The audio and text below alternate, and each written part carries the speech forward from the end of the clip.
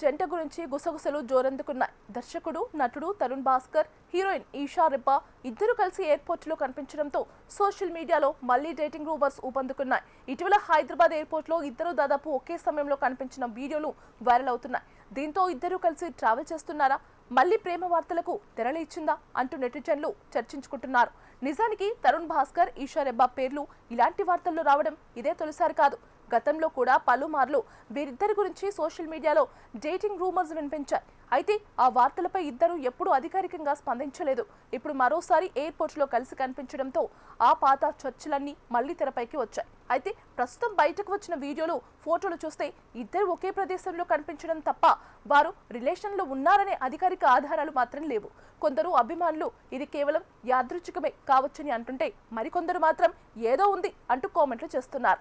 Social మీడియాలో మాత్రం memes, కామెంట్లతో ఈ టాపిక్ ట్రెండ్గా మారింది. సినీ వర్గాల్లో వినిపిస్తున్న మరో ప్రచారం ఏంటంటే, ఇద్దరూ ఏదైనా కొత్త సినిమా లేదా ప్రాజెక్టుకు సంబంధించిన ప్రయాణంలో భాగంగా కలిసి కనిపించి ఉండవచ్చని. అయితే దీనిపై కూడా ఎలాంటి అధికారిక సమాచారం లేదు. అందుకే ప్రస్తుతం ఇవన్నీ కేవలం ఊహాగానాలుగానే చూడాల్సి ఉంటుంది. మొత్తానికి ఒక ఎయిర్పోర్ట్ స్పాటింగ్ తోనే తరుణ్ భాస్కర్, ఈషా రెబ్బా మరోసారి టాలీవుడ్ గాసిప్ సర్కిల్స్ లో హాట్ టాపిక్ గా మారిపోయారు. అయితే నిజంగా వీరిద్దరి మధ్య ఏదైనా ప్రత్యేక బంధం ఉందా, లేక ఇవన్నీ సోషల్ మీడియా ఊహాగానాలేనా అన్నది మాత్రం వాళ్ళిద్దరిలో ఎవరైనా స్పందిస్తేనే క్లారిటీ వచ్చే అవకాశం ఉంది.